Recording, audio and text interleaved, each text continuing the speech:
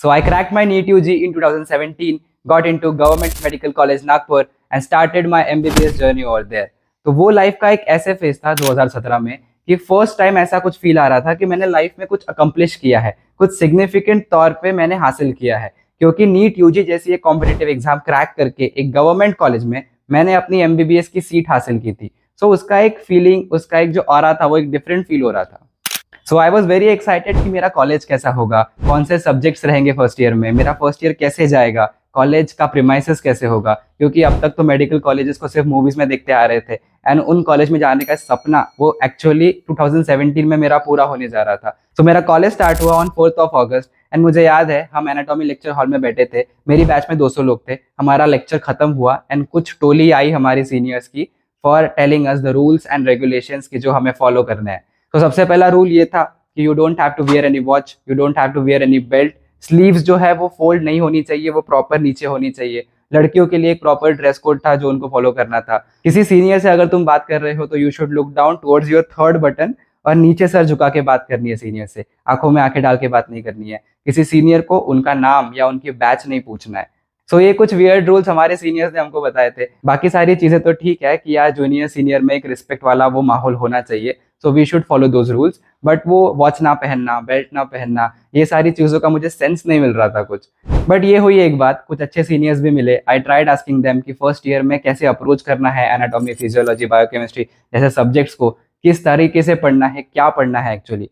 So most of the seniors ने मुझे यही बताया कि you should read standard text book, क्योंकि उन्हीं से तुम्हारा बेस बनेगा प्रिपरेशन का। And I followed that. मैंने first and second year standard textbooks ही पढ़ी। बट व्हेन आई ट्राइड, मैंने पढ़ना शुरू किया, मुझे आधी चीजें एक्चुअली समझ में आ रही थी, आधी चीजें मेरे सर के ऊपर से जा रही थी। सो स्टैंडर्ड टेक्स्ट बुक का यही एक नुकसान होता है, तुम्हें कोई समझाने वाला नहीं है जब तुम्हें कोई चीज नहीं समझ रही है। So here comes the role of online platforms या कोचिंग इंस्टीट्यूट्स, जो तुम्हें स्टैंडर्ड टेक्स्ट बुक में जो इंपॉर्टेंट चीजें हैं, जो तुम्हें एक अच्छा डॉक्टर बनने में हेल्प करेगी, एक पीजी एंट्रेंस एग्जाम क्रैक करने में हेल्प करेगी, ये सारी चीजें स्टैंडर्ड टेक्स्ट बुक की तुम्हें पढ़ाई जाती है, तुम्हारे डाउट्स क्लियर किए जाते हैं। So why should we go for standard text book? Standard text book तब यूज करते थे जब ये ऑप्शंस नहीं थे कोचिंग क्लासेस के, ऑनलाइन प्लेटफॉर्म्स के, तब वो रेलेवेंट भी थे। बट मेरे हिसाब से the era of standard text books is literally now gone. जो भी कंपटीशन राइज हो रही है एंट्रेंस एग्जाम में, वो स्टैंडर्ड टेक्स्ट बुक पढ़ने की वजह से नहीं हो रही है। People are being more logical, people are being more smarter in their approach, in their strategies, कि क्या ऐसा पढ़े जिससे हमें वो रिटेन रहे, क्या ऐसा पढ़े जो हम बार बार रिवाइज कर सके, जिससे हमारे कॉन्सेप्ट्स क्लियर हो एंड आगे जाके हम एक अच्छी एग्जाम दे सके। So almost after all this years, 4.5 साल का एमबीबीएस हुआ, 1 साल की इंटर्नशिप, 1 साल का ड्रॉप, पीजी क्रैक किया। तो इस हिसाब से मुझे आज एक काफी अच्छा खासा अंदाजा आ चुका है कि एक्चुअली क्या अप्रोच होनी चाहिए जिससे मैक्सिमम वैल्यू हमें अपनी प्रिपरेशन से मिल सके, कि जो हम टाइम अपनी प्रिपरेशन में दे रहे हैं उससे अच्छा खासा हमें फायदा भी तो मिलना चाहिए। क्योंकि स्टैंडर्ड टेक्स्ट बुक जब मैं पढ़ता था ना, तो वो तो रिवाइजेबल बिल्कुल भी नहीं है। आप इतनी मोटी बुक कैसे ही रिवाइज कर सकते हो, वो खत्म करना ही मुश्किल होता है, रिवाइज दूर की बात रही।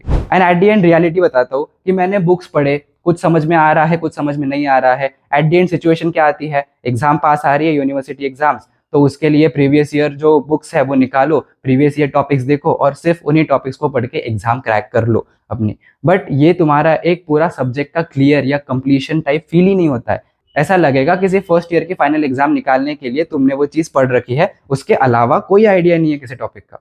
सो इन short, I say no to standard text book. I prefer कि आप कोचिंग क्लासेस की तरफ जाओ जैसे डैम्स, या तो फिर ऑनलाइन प्लेटफॉर्म्स की तरफ जाओ। बट इन दोनों में एक चीज जो हमें याद रखनी पड़ेगी ज्वाइन करने से पहले, कि डैम्स में अगर आप सोच रहे हो तो सबसे पहले खुद से ये सवाल पूछो कि क्या मैं वीकेंड्स के दौरान 8 से 12 घंटे एक दिन में पूरी तरह अच्छे से बैठ के फुल कंसंट्रेशन के साथ जो टीचर पढ़ा रहे हैं वो मैं ग्रास्प कर सकता हूँ, इतना अटेंशन स्पैन मेरा है या नहीं है। क्योंकि dams is known for offline classes and वो ऑलमोस्ट वीकेंड्स में ही लेते हैं एंड लॉन्ग आवर्स के लिए क्लास लेते हैं ताकि सिलेबस कंप्लीट हो सके। मैंने भी डैम्स ज्वाइन किया था मेरे सेकेंड ईयर में। गया मैं वहाँ पे, पहले 2 घंटे मुझे समझ में कुछ चीजें आ रही है, कुछ ढंग के नोट्स बन रहे हैं, but after that time concentration धीरे धीरे डिक्रीज होते जा रहा था एंड मुझे कुछ समझ में भी नहीं आ रहा था, ना नोट्स बन रहे ना समझ में आ रहा। तो एट दी एंड जब क्लास करके बाहर निकल रहे हैं तब वो फीलिंग ही नहीं आ रही है कि आज कुछ पढ़ा भी है मैंने, सारा का सारा कंफ्यूजन और बढ़ गया है। सो आई फेल्ट कि DAMS is not for me, I can not handle those long hours of preparation.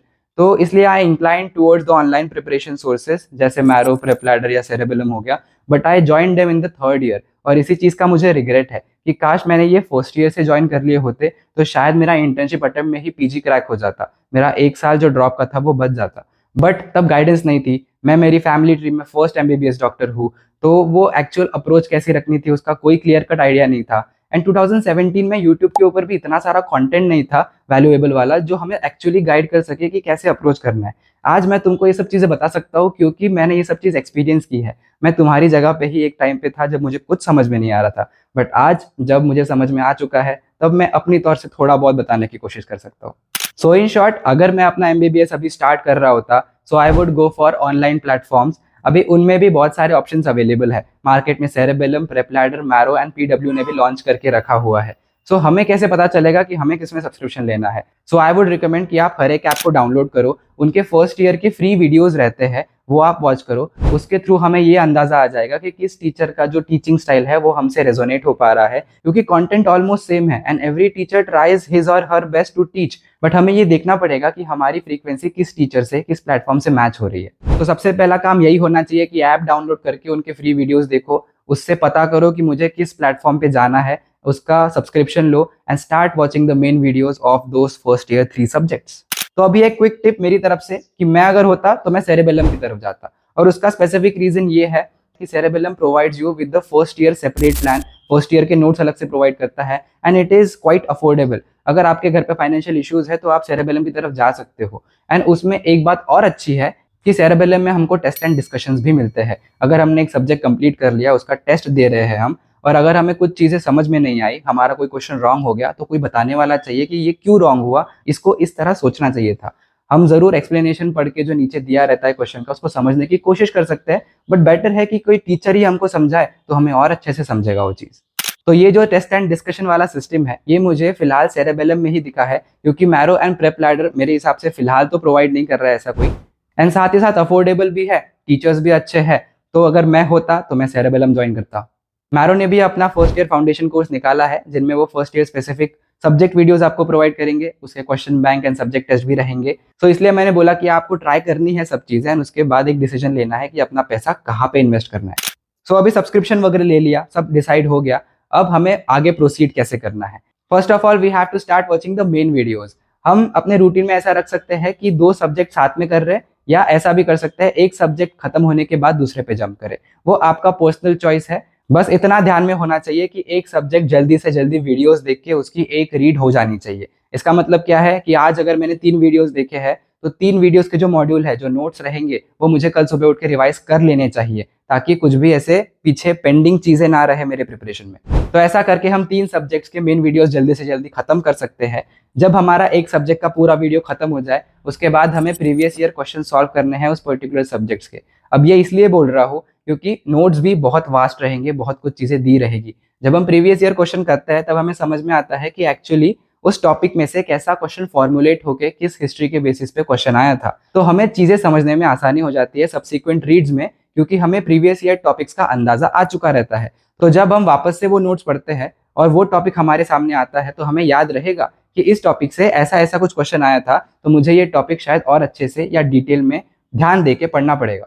So framework ऐसा रहेगा कि watch the main videos of a particular subject, साथ ही साथ आपकी वो रीड भी हो जाएगी। उसके बाद आपको प्रीवियस ईयर क्वेश्चन सॉल्व करने हैं। इससे अंदाजा आ जाएगा कि प्रीवियस ईयर टॉपिक्स या ट्रेंड क्या शुरू है, किस तरीके से क्वेश्चंस आ रहे हैं एक्चुअली पीजी एंट्रेंस एग्जाम में। सो अगर ये अप्रोच रही हर किसी सब्जेक्ट के लिए तो मेरे हिसाब से it will provide you with the greatest benefit. And इसके वजह से आपको कैसा लगेगा कि आप एक पूरा कंप्लीट कर पा रहे हो सब्जेक्ट, उसके बाद जल्दी से कंप्लीट हो रहा है तो आपको अलग टाइम भी मिलेगा एंजॉय करने के लिए अपनी लाइफ को। हमें सिर्फ पेज पलटाते नहीं रहना है हमारी एमबीबीएस लाइफ में, we have to experience a lot of thing. बाहर का एक्सपोजर, कैसे सिचुएशंस को हैंडल करना है, ये चीजें आनी चाहिए। कैसे कॉन्टैक्ट्स बनाने हैं, कैसे लोगों से बात करनी है, कैसे सेल्फ पर्सनैलिटी डेवलप करनी है, ये एमबीबीएस के दौरान हम सीखते हैं। एंड ये भी बहुत इंपॉर्टेंट है पढ़ाई के साथ साथ। So if you keep everything in balance, तुम कभी भी एग्जॉस्टेड फील नहीं करोगे एंड हमेशा एक सेंस ऑफ कॉन्फिडेंस रहेगा कि I am ahead of my competition, I am doing my best, I am putting all my efforts.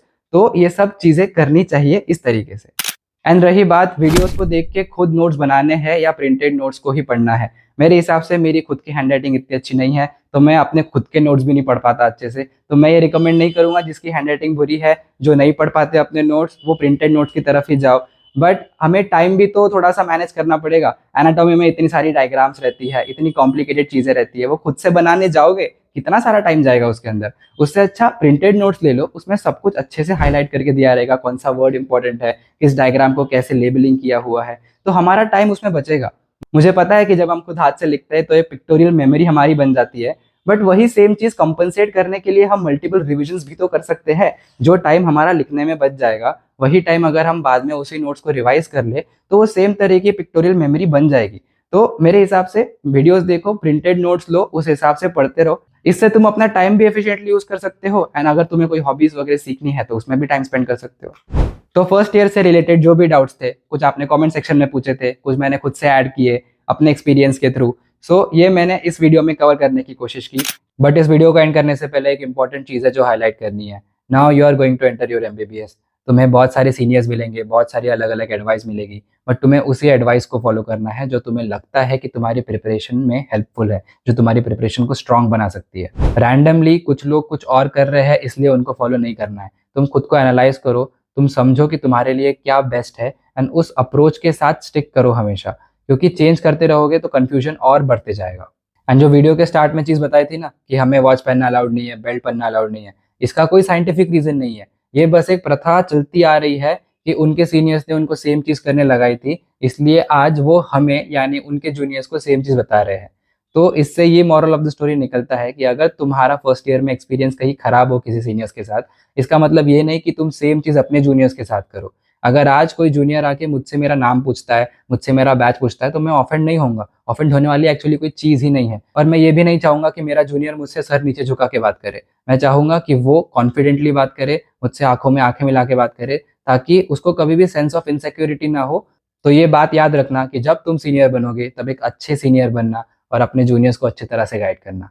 So I will wrap up this video now. See you soon guys, till then Jai Hind and keep being strong.